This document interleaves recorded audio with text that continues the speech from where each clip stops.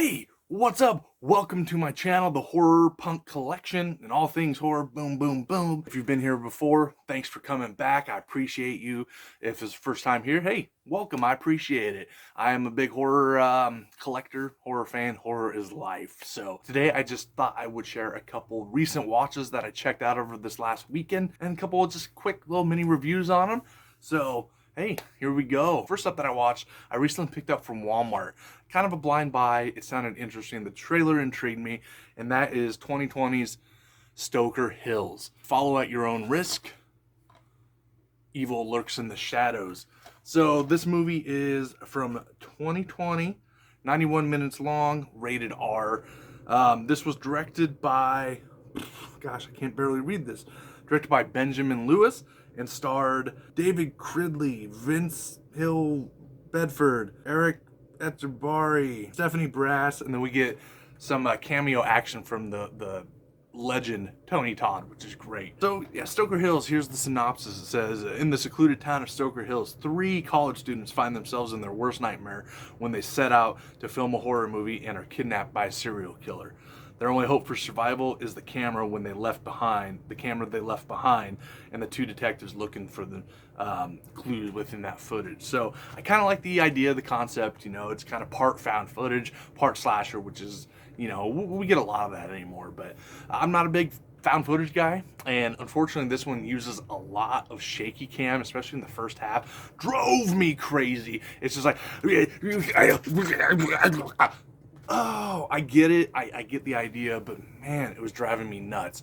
You know, sometimes it can, you know, make it feel authentic, but not so much here. It just really got annoying quick. Second half is kind of more the detectives looking at the footage and trying to figure out what was going on. I didn't mind that. Things I liked about this, it did have a good atmosphere. I love the kind of isolated setting in this bunker or whatever they were in. It's kind of creepy, kind of eerie. I did like some of the blood and gore that we get. We don't get a ton, but there's some decent, you know, stabbings with machete and some blood and stuff, and it all looked fine. It seemed mostly practical. Things I didn't really like, the shaky cam drove me nuts. The characters, I did not like the characters at all.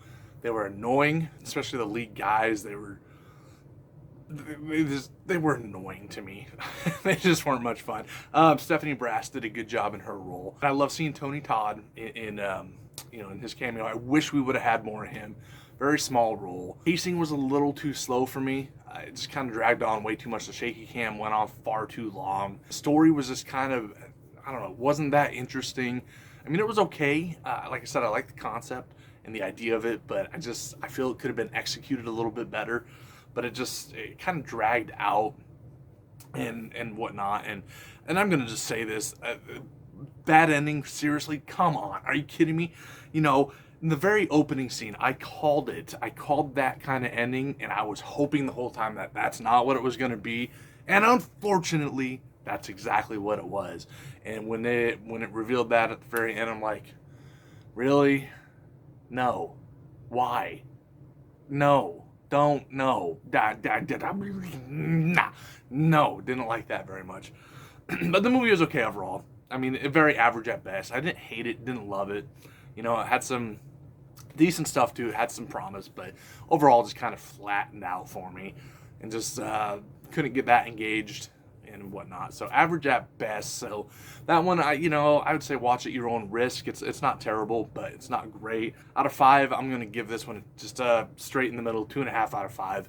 It was okay, wasn't great. And then the other movie that I watched over this weekend was a movie called it just hit Hulu not too long ago, I think within the last month, but it's called No Exit. This was 2022, rated R, about 95 minutes long.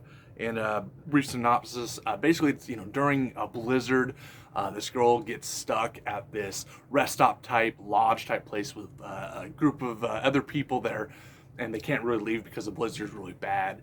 And she ends up finding a kid in this van outside, and it obviously, one of them there is a kidnapper, yada yada, and things start to unfold. There's a lot of twists and turns. This was directed by Damien Power, and this starred Havana Rose Liu, Danny Ramirez, David Rysdal, and then the awesome Dennis Haysbert.